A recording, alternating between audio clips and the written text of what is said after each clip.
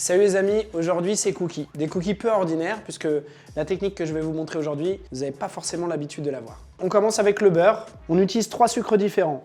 La cassonade, le muscovado, qui est un sucre non raffiné avec un goût vraiment très fort, comme un goût de mélasse un petit peu. Du sucre blanc, traditionnel.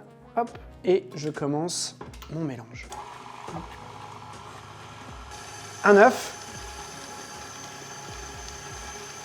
Ensuite, j'ai un mélange de sel et de bicarbonate que je vais assembler puis incorporer. Je réduis un peu la vitesse et enfin la farine vient s'ajouter à la danse. Voilà, j'attendrai d'obtenir une pâte un peu plus homogène. Ensuite, j'ai des flocons d'avoine.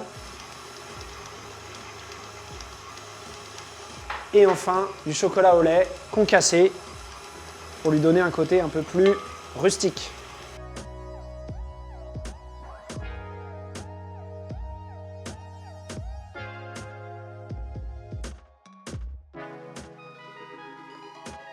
Voilà, on récupère notre pâte à cookies et on va l'étaler. Hop, on va en faire une abaisse assez fine, vous allez voir. Je le mets entre 2 tapis, parce que ça je sais que ça n'accroche pas, ça colle pas, donc c'est bien pratique. Voilà, donc là je vais atteindre une taille intéressante pour moi.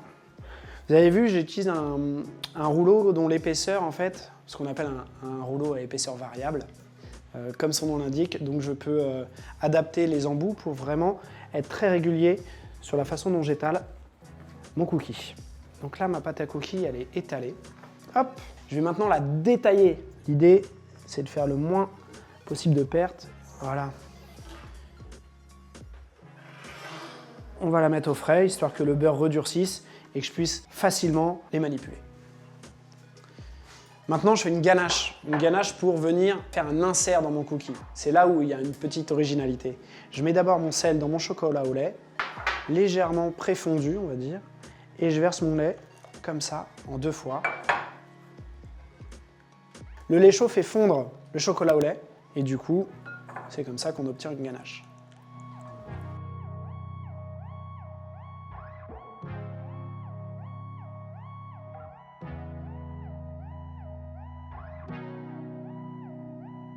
Voilà, mes cookies ont pris le froid un petit peu.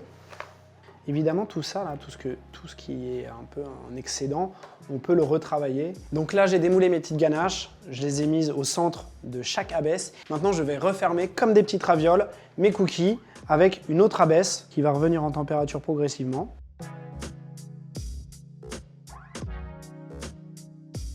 On va bien laisser revenir en température la baisse pour qu'on puisse bien les souder pour éviter que la ganache s'échappe tout simplement. Donc il faut bien souder les 2 abaisses l'une à l'autre. Là, je suis en train de souder les 2 abaisses l'une à l'autre.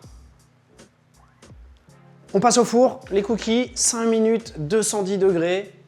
Easy, rapide, efficace. Hop. On garde bien les petits cercles autour. C'est parti. Mes cookies sont sortis du four, 5 minutes, on voit ils sont tout chauds, tout fragiles, impeccables. Je vais juste les décercler pour pouvoir les décorer et vous les présenter.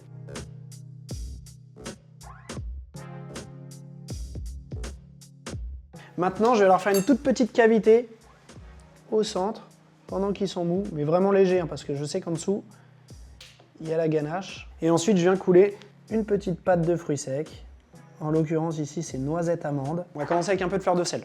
Tac, quelques grains à chaque fois, hein, pas plus, pour y casser un peu le côté sucré du cookie. Puis, quelques restes de noisettes caramélisées qui me restaient. Et ensuite, je mets des petites amandes comme ça, torréfiées, qui traînaient aussi. Et ce qui est sympa avec le cookie, c'est qu'on peut refourguer un petit peu tous ces fonds de tiroir. Bon, bah là, j'avais des noisettes caramélisées, quelques amandes, et ben voilà, ça me fait ma finition pour mes cookies, mais si vous avez des pistaches ou même des fruits frais, franchement même avec les fruits frais ça fonctionne. Le cookie, on peut vraiment mettre ce qu'on veut dedans, ça fonctionne à tous les coups. Bon bah voilà, ça y est, on a des cookies. Je pense qu'il est très coulant, je le sens en fait, quand je le touche, il est très fragile.